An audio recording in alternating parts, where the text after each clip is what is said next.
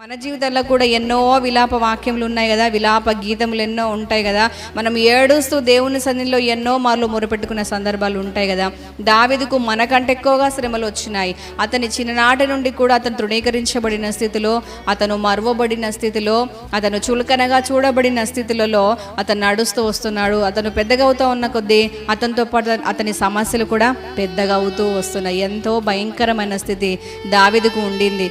అలాంటి పరిస్థితులలో దావీదు ఆశ్రయించింది ఎవరిని అంటే కేవలం దేవుణ్ణి మాత్రమే. అతను దేవుణ్ణి ఆశ్రయించి అతనికి దుఃఖం ఉన్నప్పుడు పాడినాడు, సంతోషం వచ్చినప్పుడు పాడటం మానలేదు. అతనికి దుఃఖంగా ఉన్నప్పుడు విలాప గీతములు పాడినాడు, సంతోషం వచ్చినప్పుడు విమోచన గీతములు పాడినాడు. దేవుని నామానికి స్తుతి కలుగునుగాక.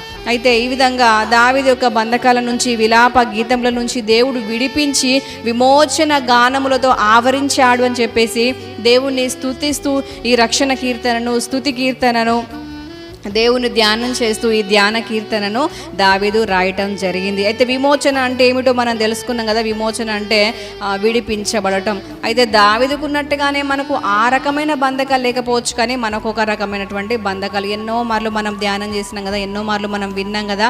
మనిషికి ఒక రకమైన శ్రమలు ఉంటాయి, సమస్యలు ఉంటాయి. ఒకే కుటుంబంలో ఉన్నప్పటికీ అందరికీ ఒకేలాంటి అనారోగ్యం రాకపోవచ్చు, అందరికీ ఒకేలాంటి సమస్యలు రాకపోవచ్చు కదా.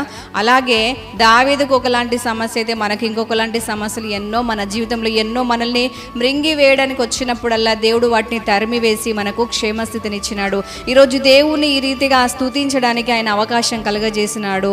ఈ విధంగా ఆయన మందరానికి మనల్ని తోడుకొని వచ్చినాడు. కాబట్టి ఇప్పటిదాకా ఆయన చేసిన మేలను బట్టి మనము ఆయనకు కృతజ్ఞతగా కొన్ని పాటలు పాడి ఆయన మహింపరచడం జరిగింది. అలాగే దావీదు కూడా అతని కన్నీటిలలో విలాప గీతములు పాడినాడు.